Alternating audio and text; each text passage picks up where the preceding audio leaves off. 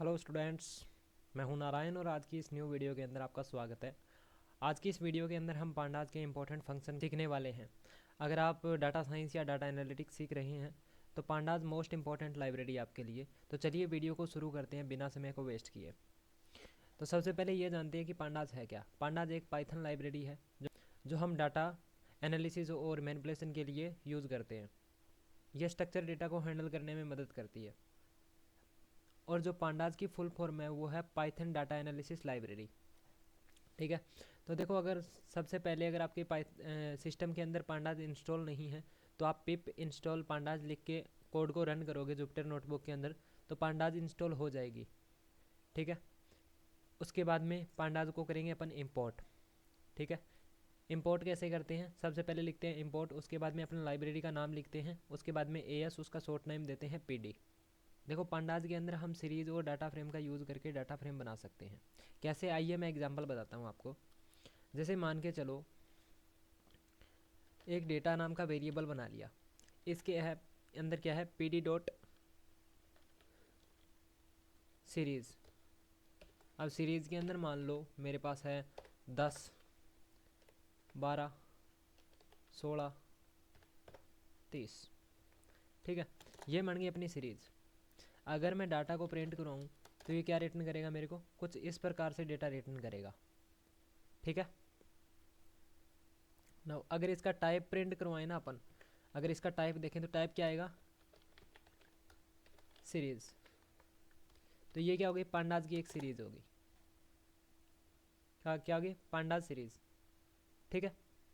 Now अभी देखते हैं कि पांडास के अंदर अपन डेटा फ्रेम कैसे क्रिएट करते हैं। तो पांडास के अंदर डेटा फ्रेम सिंपल तरीके से क्रिएट करते हैं अपन। ज़्यादा कोई इतना एडवांस तरीका नहीं है डेटा फ्रेम क्रिएट करने का। तो सबसे पहले अपन ने डेटा नाम का वेरिएबल बनाएंगे पी डॉट, या फिर एक बार सीधी आप डिक्शनरी बना के उसके बाद में भी डेटा फ्रेम के अंदर कन्वर्ट कर सकते हो। जैसे मेरे को नेम का नेम ले लिया, कॉलम नेम हो गया मेरा नेम। ठीक है। इसके बाद में सीरीज दे देंगे अपन, मान के चलो मोहन। इस प्रकार से अपन डेटा फ्रेम क्रिएट करते हैं। और इसके बाद में मान के चलो इनका एज ले लेते हैं। एज एज के अंदर मान लो 1 सेकेंड, मैंने कॉमा नहीं लगाया यहाँ पे। ठीक है। एज के अंदर अपन ले लेते हैं, मान के चलो 21, 18 है, 18, 12,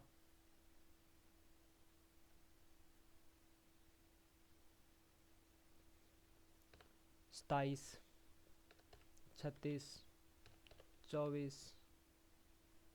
ठीक है, कुछ इस प्रकार से एज ले ली। अपने पास में 3 ही नेम है ना, सॉरी 3 ही लेना था यार।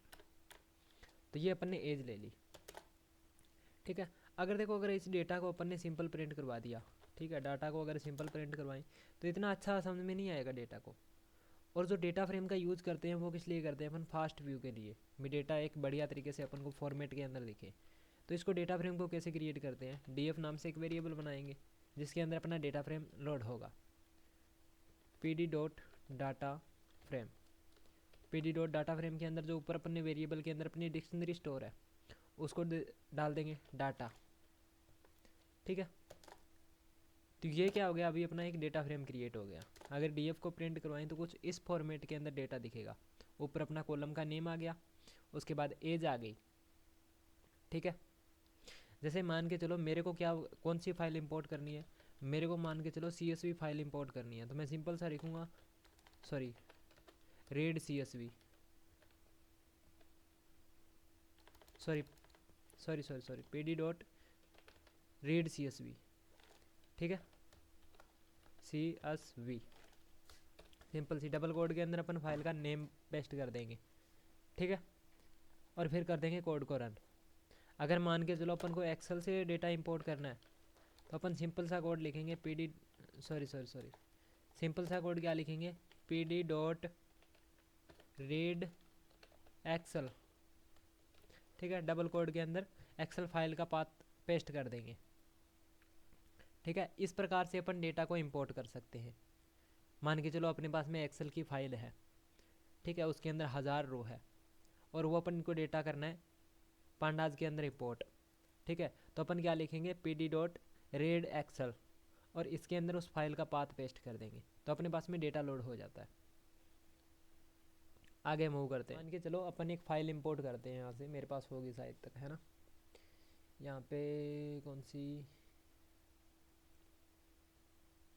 ठीक है, ये CSV फाइल है, इसको इंपोर्ट करते हैं। ठीक है, इकोनॉमी की है, इसको इंपोर्ट करते हैं। तो इसको कैसे इंपोर्ट करेंगे, डाटा एक नाम से वेरिएबल बना देंगे, pd.read_csv। ठीक है, डबल कोड के अंदर उस फाइल का पाथ पेस्ट कर देंगे।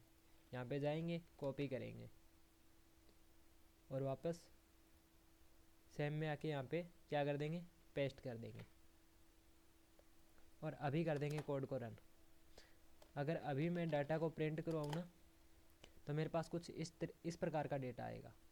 ठीक है, अगर सिंपली अगर आप डेटा को प्रिंट करवाते हो, है ना, तो आपकी क्या है, 5 लास्ट की 5 रोज शो करेगा और फर्स्ट की 5 रोज शो करेगा। अगर यहाँ पे देखो तो आप 0 1 2 3 4, टोटल 5 रोज फर्स्ट की शो कर रहा है और लास्ट की 5 रोज शो कर रहा है, 0 1 2 3 4, टोटल 5, राइट।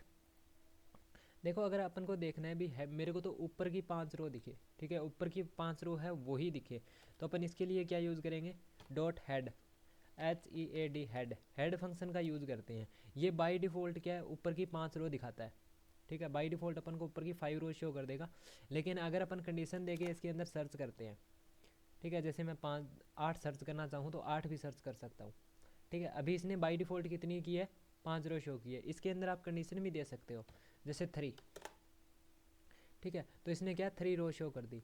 अगर मैं यहाँ पे कंडीशन दे देता 8, तो ये मेरे को 8 रो शो करता। देखो 8 रो शो कर रहा है ना। तो आप इस प्रकार से कंडीशन दे के भी सर्च कर सकते हो डेटा को। अभी देखते हैं भी अगर अपन को लास्ट की 5 रोज देखनी है तो वो किस प्रकार से देखेंगे। तो उसके लिए सिंपल सा डाटा डॉट टेल फंक्शन का यूज़ करोगे।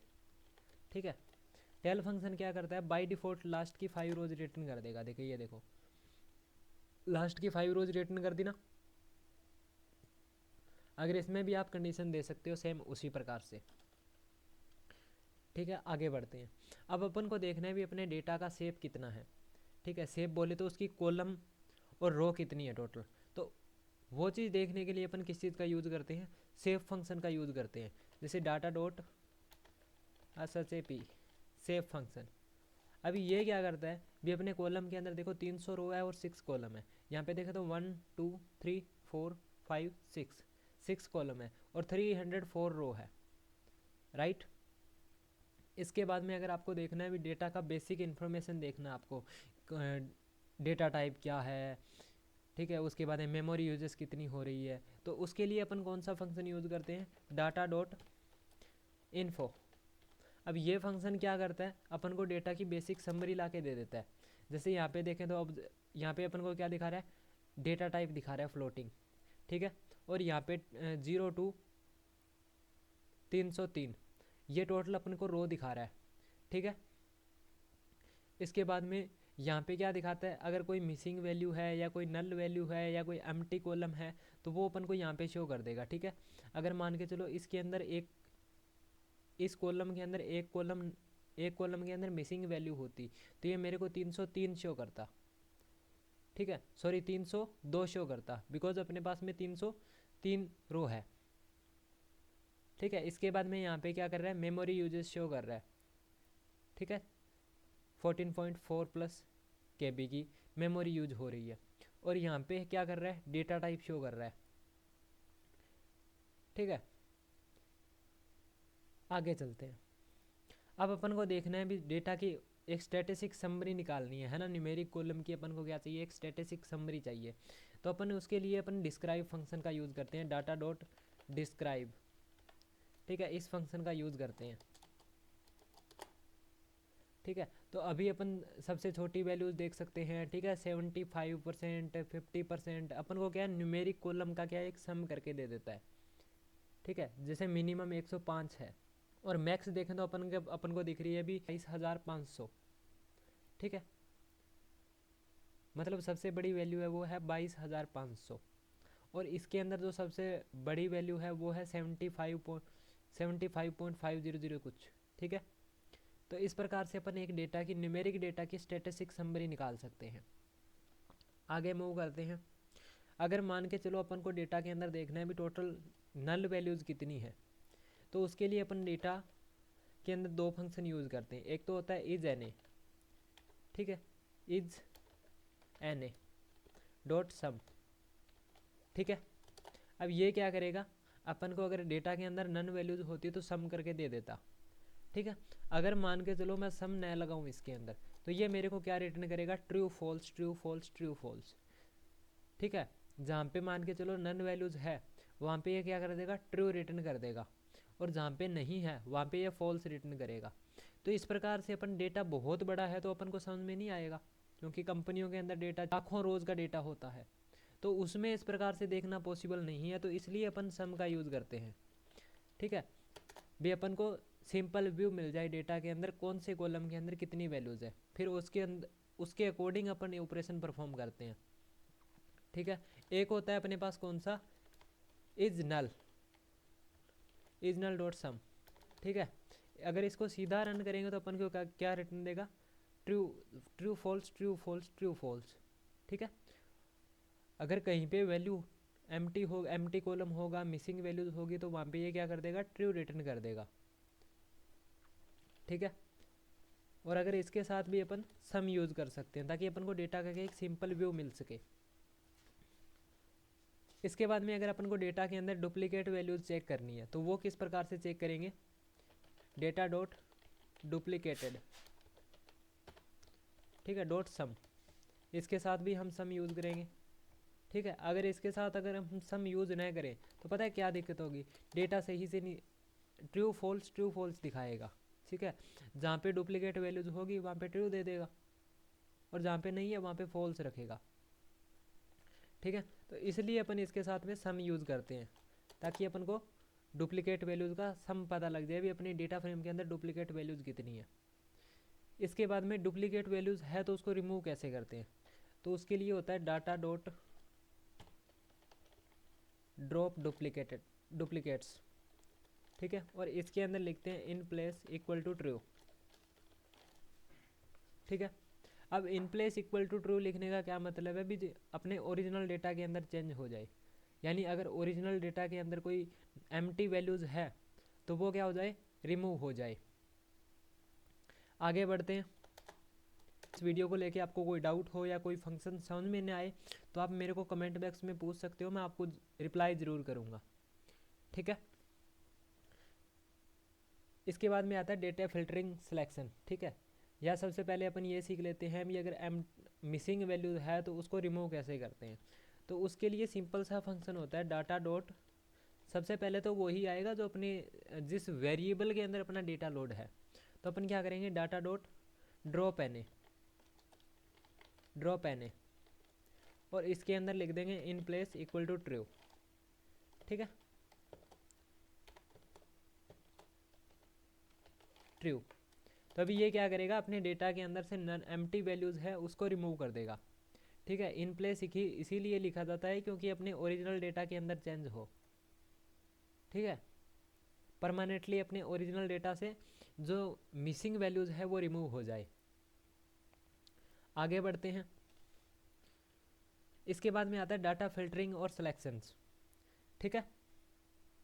तो इसको किस प्रकार से करते हैं, देखो इसके लिए एक कॉलम को सिलेक्ट करना, सबसे पहले ये देखते हैं कि एक कॉलम को कैसे सिलेक्ट करते हैं, डाटा डॉट कॉलम्स।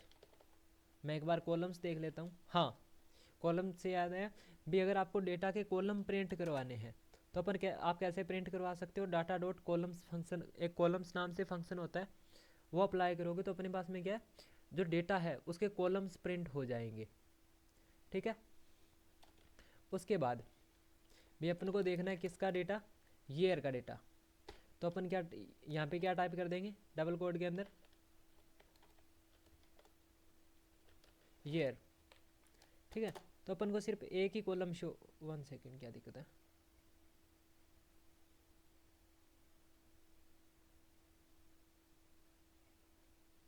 एक सेकेंड, डाटा डॉट कॉलम्स, हाँ ठीक है, यहाँ पे ये स्पेस है तो इसका एरर दे रहा है। ठीक है, इसका ये एरर दे रहा है क्योंकि यहाँ पे क्या स्पेस आ गया इतना। ठीक है, तो इसकी वजह से ये क्या है, कॉलम एक्सेस नहीं कर पा रहा है। तो इसको किस प्रकार से करेंगे, यहाँ पे स्पेस दे देंगे, डायरेक्टली छोटा सा स्पेस दे दिया। अभी हम रन करेंगे तो अपने पास में वो कॉलम आ जाएगा ईयर का। ठीक है, अगर आपको डबल कॉलम सेलेक्ट करनी है तो आप सिंपल सा क्या करोगे, डबल ब्रैकेट दोगे, डबल ब्रैकेट ऑन, मान के चलो मेरे को देखना है जीडीपी का कॉलम, तो कोमा जीडीपी, जीडीपी लिख दो। जीडीपी में स्पेस है क्या, 1 सेकेंड। ठीक है, जीडीपी लिख के अगर ब्रैकेट में है तो ब्रैकेट में लिखो इन बिलियन यूएसडी। ठीक है, और अब कर देंगे हम कमांड को रन, नॉट इन इंडेक्स, यहाँ पे भी स्पेस है ये देखो। ठीक है, इसलिए कॉलम को एक्सेस नहीं कर पा रहा है, तो अपन को यहाँ पे क्या करना पड़ेगा, स्पेस देना पड़ेगा। तो अभी अपने पास में क्या है, दोनों कॉलम आ गए। ठीक है,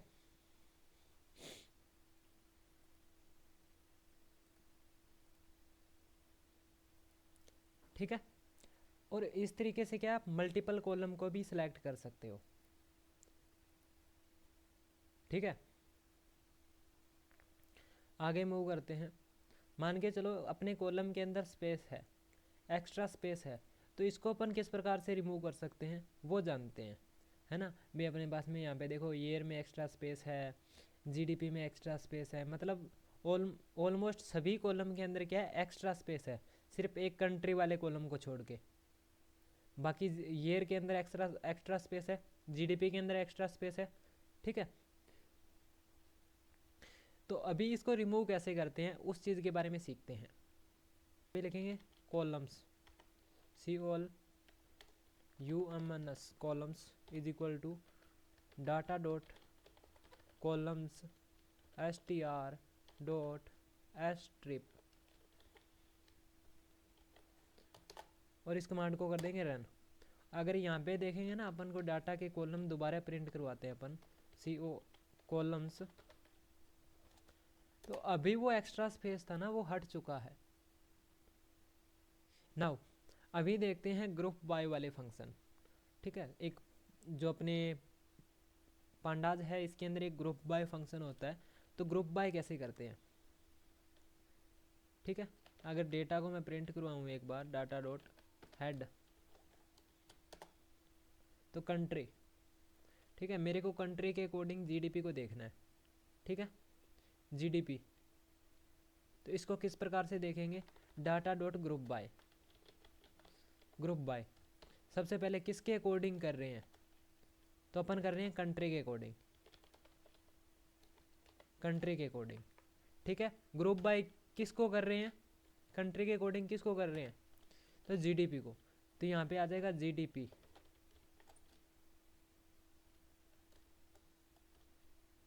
GDP in sorry billion USD. ठीक है, और यहाँ पे कर देंगे डॉट सम, ये हो गया कोड रन। तो इसने क्या किया, जो कंट्री है उनकी सभी की जीडीपी को सम कर दिया। ठीक है, सो सबसे पहले देखते हैं फिल एन ए। ठीक है, तो अपने डेटा के अंदर मान के चलो मिसिंग, किसी कॉलम के अंदर मिसिंग वैल्यू है, या फिर मान के चलो डेटा के अंदर मिसिंग वैल्यू है, तो उनको अपन को फिल करना है। तो उनको किस प्रकार से फिल करेंगे, उसके लिए होता है फिल एन ए। यहाँ पे मान के चलो 0 से फिल करना है, यहाँ पे 0 लिख दिया, और in place equal to true, in place equal to true के क्यों यूज कर रहे हैं, क्योंकि अपन के रियल डेटा के अंदर जाके चेंज हो। ठीक है, तो इस प्रकार से लिख के अपन कोड को रन कर सकते हैं, जिससे अपन क्या है, जो मिसिंग वैल्यूज है वो फिल हो जाएगी। ठीक है, अभी आते हैं कुछ विजुअलाइजेशन टूल पे, ठीक है। मैटप्लॉटलिब का यूज़ करेंगे अपन, विजुअलाइजेशन चार्ट क्रिएट करके देखेंगे। तो मैं यहाँ पे import matplotlib, sorry import lib dot p y plot ASPLT, sorry ASPLT, इस कोड को कर देंगे रन, ठीक है। नाउ अभी देखते हैं भी इसका विजुअलाइजेशन चार्ट कैसे बनाएंगे। तो अपन को अगर निकालनी है ना भी, मेरे को क्या मिले भी, टॉप 10 कंट्रीज आए, ठीक है। टॉप 10 कंट्री आए और जो मान के चलो सबसे टॉप पे है वो सबसे पहले दिखाए। तो उसका किस प्रकार से करेंगे, यहाँ पे लिखेंगे SHORT, sorry SORT, short value, ठीक है। और इसके अंदर लिख देंगे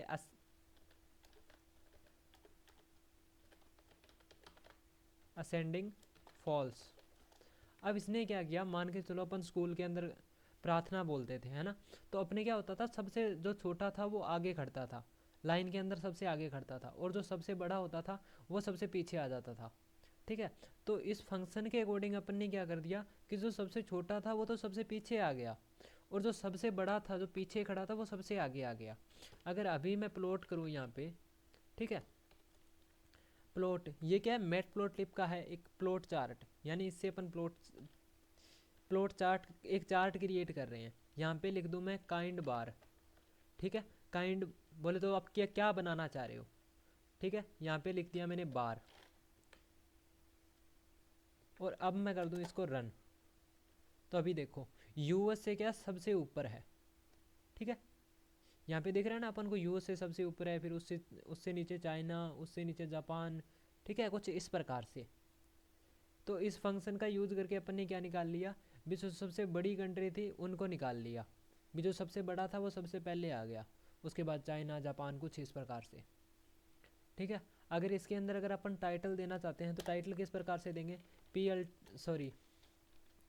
PLT dot title,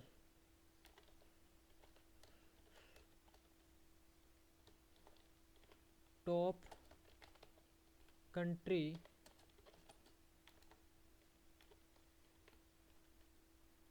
in GDP, top country in GDP। अब जो टाइटल रखते हैं इसका गुड पॉइंट क्या होता है कि अपन को चार्ट समझने के लिए काम में आता है, ठीक है। और PLT डॉट एक्स लेबल, अभी ये क्या काम करेगा, भी जो नीचे का ये एक्स लेवल है इसका क्या है नाम रख देगा, जैसे कंट्री है, ठीक है। तो मैंने यहाँ पे रख, मान के चलो रख दिया टॉप कंट्री, टॉप कंट्री। तो अभी क्या हो गया, यहाँ पे नेम हो गया टॉप कंट्री, ठीक है। ऐसे ही वाई लेवल क्या करता है, यहाँ पे नाम रख देगा, ठीक है। इस साइड में क्या अपने नाम रख देगा लाके, जो अपन डालेंगे। जैसे मान के चलो मैंने डाल दिया वाई लेवल, और यहाँ पे रख दिया सम ऑफ जीडीपी,